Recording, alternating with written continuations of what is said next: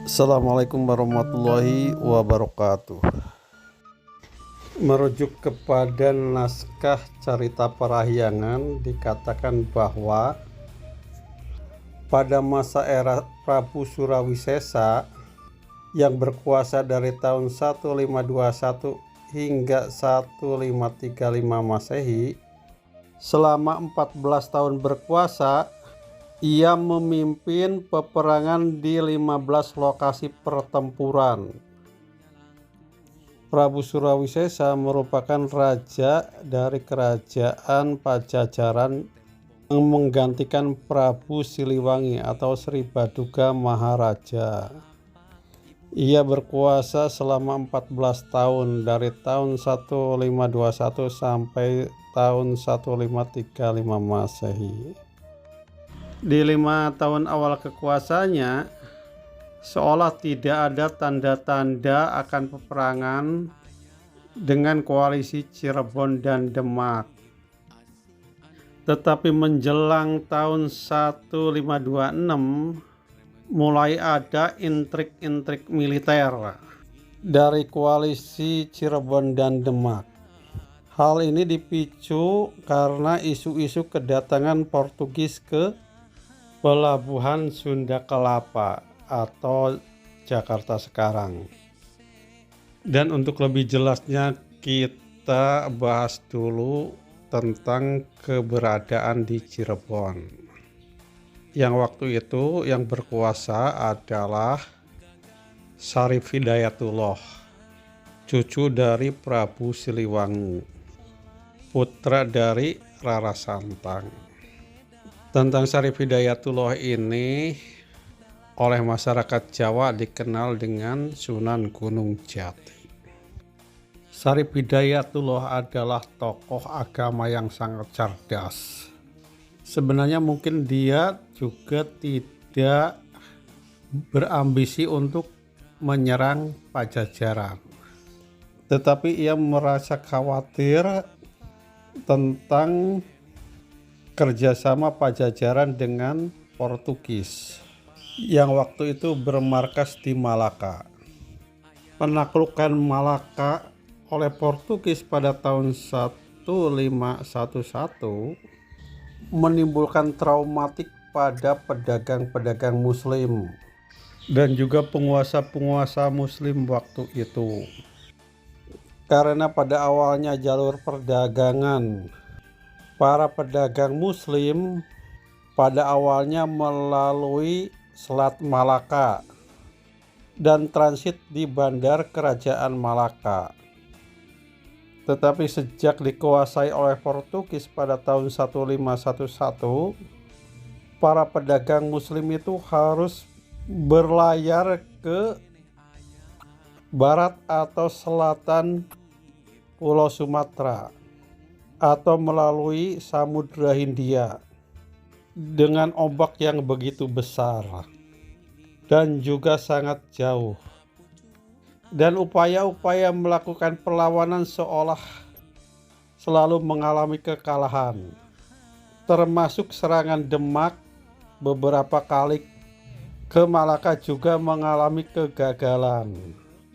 Dan jika kerjasama Kerajaan Pajajaran dengan Portugis terlaksana dan menguasai Banten serta Sunda Kelapa atau Jakarta sekarang, maka tertutuplah semua akses perdagangan para saudagar Muslim ke wilayah timur Nusantara. Karena jalur perdagangan ke arah Samudra Hindia pun harus transit di Banten dan Kalapa atau Jakarta sekarang. Jadi dengan cara apapun, maka upaya-upaya untuk kerjasama dengan Portugis harus digagalkan. Meskipun mungkin awalnya tidak bermaksud untuk berperang dengan induknya, yaitu Kerajaan Pajajaran, karena dampak yang akan diakibatkan oleh kerjasama dengan Portugis akan jauh lebih berbahaya dan beresiko besar bagi dakwah Islam.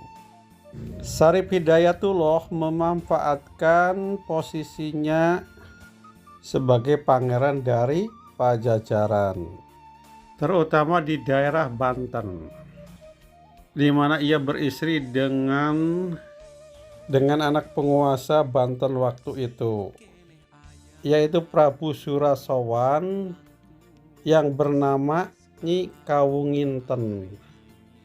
Dan dari Kawunginten ini ia mendapat anak yang bernama Pangeran Sebakingkin, atau kemudian dikenal dengan Hasanuddin. Jadi Syarif Hidayatullah itu sebenarnya telah berhitung bahwa jika menyerang Kalapa atau Jakarta sekarang itu akan mengalami kesusahan karena dekat dengan ibu kota Pakuan, dan yang paling mungkin adalah menaklukkan Banten dulu. Dan ia memanfaatkan sistem kekerabatannya yang ada di Banten, terutama melalui anaknya yaitu Hasanuddin atau Pangeran Sebakingkin. Dan momen itu terjadi ketika Portugis mulai memobilisasi kekuatan untuk membangun benteng di Kalapa atau Jakarta sekarang. Sebelum mendarat, pasukan Portugis itu dibombardir oleh pasukan aliansi Cirebon Demak di laut, sehingga Portugis kemudian kembali lagi ke markas utamanya di Malaka. Dan untuk melumpuhkan pasukan Pajajaran, aliansi Cirebon Demak itu kemudian membuat 15 front peperangan. Di sekitar Jakarta sendiri ada 3 lokasi pertempuran, di Kalapa, Ancolki, dan Tanjung.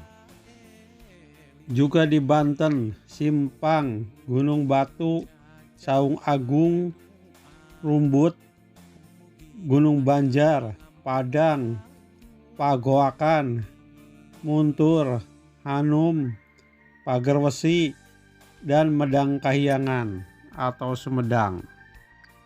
Dan dalam naskah Carita Parayangan diungkapkan bahwa yang memimpin pasukan di Pajajaran adalah Prabu Surawisesa itu sendiri. Dan dalam naskah itu diungkapkan bahwa Prabu Surawisesa ketika di Kalapa menghadapi pasukan yang dipimpin oleh Aryabura. Tentang Aryabura ini kemungkinan sama dengan nama Padilahkan yang ada di dalam naskah Wangsakerta, atau Patahilah yang sering disebut dalam buku-buku sejarah. Dalam naskah Wangsakerta, yang memimpin pasukan aliansi Cirebon Demak itu ketika menyerang Kalapa atau Jakarta sekarang itu adalah Padilahkan. Jadi kemungkinan Aryabura, Padilahkan, atau Patahilah itu merupakan tokoh yang sama.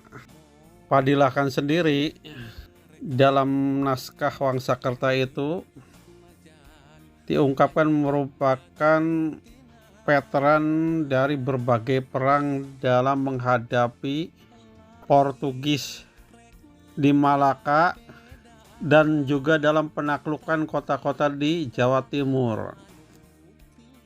Dan untuk lebih detailnya akan dibahas pada episode berikutnya. Demikian, assalamualaikum warahmatullahi wabarakatuh.